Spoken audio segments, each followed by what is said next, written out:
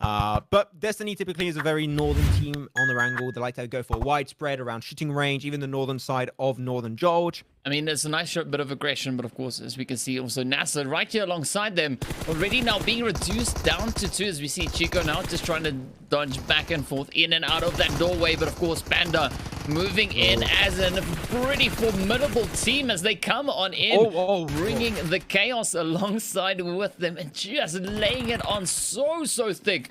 Of course, ending it right there for NASA. I love, like, Lim was waiting up the stairs like, no, you go back down there. You're not contesting that. Yeah, Panda, little start for them. Though, I clearly have to... why was Sanhok more passive than Erangel? What's going on, ladies and gents? I have no idea, but you know what? It feels like this is a very Sanhoki feeling back on Erangel itself. As Guns only have Modi himself, the man with a double kill on the jump shot, but he's spotted away by Lutz especially, and that's going to be all said and done. Futbolist. I mean, like, to answer your question, you know, he done got there because he's got some hidden powers. That's how he made it up into that position in one piece without getting spotted out just yet. But of course, up comes the rest of the squad here from Suda as they come rushing in, looking to clean out the compound. And of course, picking up Axer in the process there. So taking down one, just alleviating a little bit of the pressure. Now looking to see if they could maybe wrap it up with the team here from Kanina Power. And it is going to be a little bit of a challenge now for Kanina, seeing that we can only see one of their players positioned just over towards the east. Yeah, just a little position to hold on to, not too shabby indeed. Smokes, utility is going to be chucked out. And they're going to try and maybe facilitate a transition, which is a good plan. And the rest of the lobby is going to be up north, trying to contest for that position. No GK first is very deep into Sunken City. He picked himself one knock onto Kudo, but he needs 2 more players to go through full next rear, and that is not an easy team to take down. But what a nade from GK first. And now the team, the cavalry, is indeed here, GK, and they're trying to assist him, as Yekta is going to be the only standing player remaining for next rear. He's running away for his sheer life, but you know that when Panda, they spot out a target, they spot out someone to take down, they are going to chase you down until the very edge of the earth. Yeah, they are going to go out for blood. They're going to hunt you down, and I mean... this is a very interesting position. I mean, Katsu now coming in. Come on. With a very interesting play there on the vehicle. Cautious of how they're approaching it. But, hey, I mean, Matic is having some fun on the bridge. So, he's having some monkey plays over there. He's having a real good time. Yeah. And I mean, now, if we look over towards the players here from Suda, they look to be just taunting the players from the footballers here. For the compound.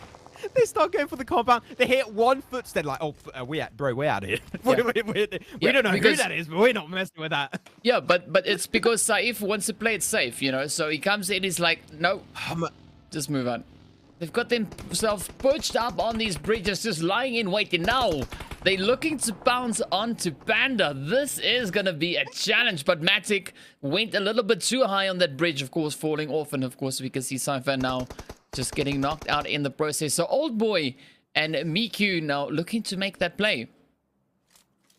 Yeah, I mean, Matic, I appreciate you trying to play in the monkey castle right there, but you know what? Maybe you don't want to swing yourself over when you're getting pushed, especially by Panda. That is not the play. You're going to try and make it forward. Potentially go for the res. He makes it. I don't know how, but he actually makes it over there. So that will have a potential res for one of their teammates to get Navi back in a point of interest. But Zifan and Lin both knocked away. Katsu and GK first are going to be up and ready to go. Old Boy nades himself? What is going? I have no idea what I'm witnessing right now, GK. I'll let you go through it because I have no clue what I'm looking at here. As Tixie's going to go for the engage. What? We'll just say it was a sacrifice for the PUBG gods. That's what it was. You know, it's like wishing the best for Navi, looking to potentially see the team make it a little bit further on through. I mean, it is pretty tough going up against Panda, a full squad of Panda pushing in. But is it that tough? That Old Boy needs to go, like, you know, peace out. It's going to be a really challenging one, of course, to pull off. But now, speaking about challenging, Panda and Navi still going at it, of course, over on this western bridge. As we can see, GK first now moving up right on to the front step of Navi. They've held themselves on that track, and of course now GK first coming up with a strategic maneuver, jumping off the bridge. No vehicle required for that maneuver. But of course, now this is where we look to see what Matic and of course Miku will be doing with this position. Matic and Meku. Katu, I think is good. I like this play if this is what he's doing. You got high ground position that's right down southwest of where this bridge is. That was an amazing nade from GK first. Holy smokes, that was well cooked up. Zefan gets the angle. Exactly. There you go. That was the play. He went straight for the high ground position, going for the backstab onto Na'Vi, and with the rain of utility from down below, by the way, requiring perfect cooking from GK first, he's keeping continuous pressure down onto Na'Vi. Luckily enough, Meku does get Matic back on his 2 feet. But Meku is going to instantly fall down. The Savior has been eliminated. GK first will get regardless knocked out. But now it's Panda. They are closing on in onto Na'Vi. There's only Matic remaining, able to keep the team alive. But for how long? He gets the first aid kit, able to tank up maybe a few extra bullets. But Zefan is relentless. But where's the team? Where's the other player? Where is the extra support of one of your teammates? I have no idea, but World of Wonders, they want nothing to do with this, as they just yeet themselves over the side of the bridge and get the hell out of that position. But Zefan, you got to be careful. Behind you got an extra player, but there you go. He makes it under the bridge. It's phase 3, currently up. It's still closing around these teams. But Zessi, he sees there's an opportunity. Zefan does close off the fight, but World of Wonders going in hot for that final third party to maybe snatch him away more.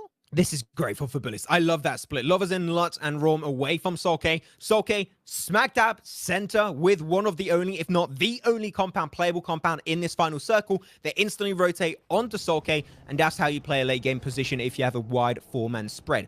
Really by the book. Love to see that coming on through. Those Slime 4KT with Storm as a 1-man.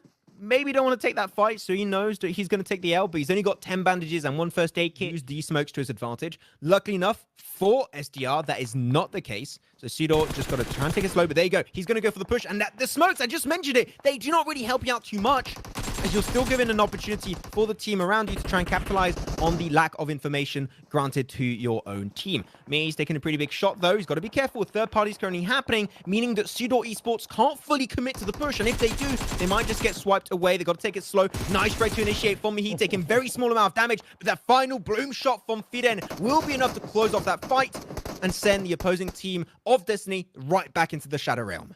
Yeah, he done with the hidden talents, just stepping in, finding those well-placed shots. I mean, that was absolutely beautiful. But now, as fate has it, we see them just up ahead. Of course, Unique trying to make that play. Mind tapping away.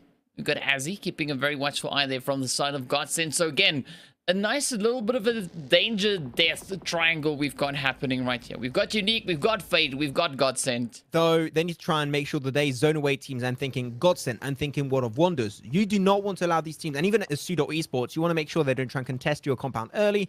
So you want to zone it away, and it's very flat terrain, so that should be a pretty easy task at hand for Futbolist. But the teams around them are pretty damn good at the game, especially Godsend when you look at it, so they might try and get themselves a piece of the pie. Here it is. It's time for Team Unique here, DK, to go for the engage on Fate, but Milky Way, instant regret, and he's out of here, man. Yeah, I can't blame Milky Way. I mean, that is a really, really hard spot to push on into, but of course, now we see 12-18 also looking to just creep in on that third party potential. But in the meantime, we of course have Milky Way now just sending out all the mollies. But here we go, Lace sending one over the top side. TT sucks now just waiting to see. That was so close. He almost had that angle on it to the side here of Unique. But of course, now stabs on up, finds the hits. Down they go, and of course TT Sucks just finds it straight on through. Beautiful play. That is what we call a third party. Now, Unique and Fate. Ooh. Oh. Wow. That's an aid.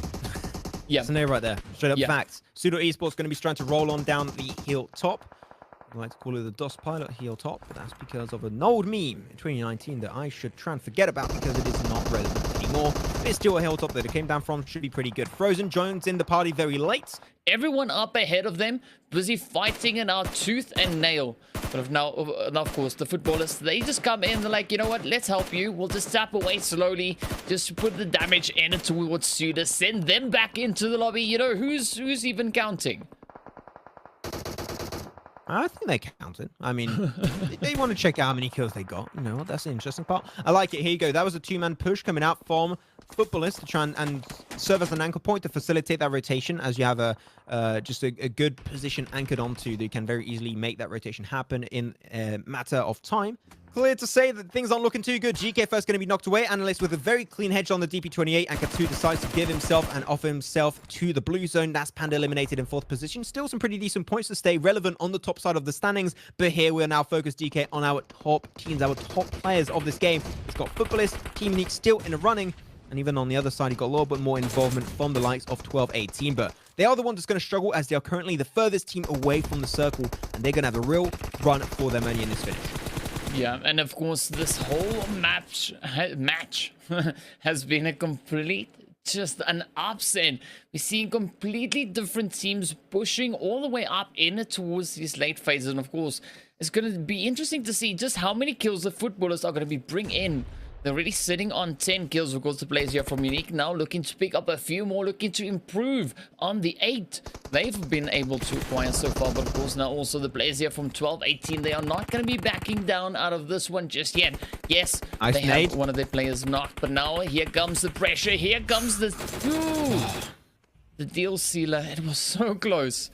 But fortunately, for TT Sucks, Futbolists already got himself 10 kills. The Futbolists are just running away with this lead right now in the first position. It's going to be really hard, especially tomorrow, with only 4 games remaining to catch up. TT Sucks going to be able to get himself another knock. This is good. 12-18, down to only 1 player, and he's able to actually instantly convert it into a kill. 12-18 definitely having a good chance to snatch away this game. Yeah. That's what we would think, but I mean, it could still swing either which way, of course. Now, Mind steps up, gets the knock and confirmed, but of course gets taken up by the blue zone. The big back.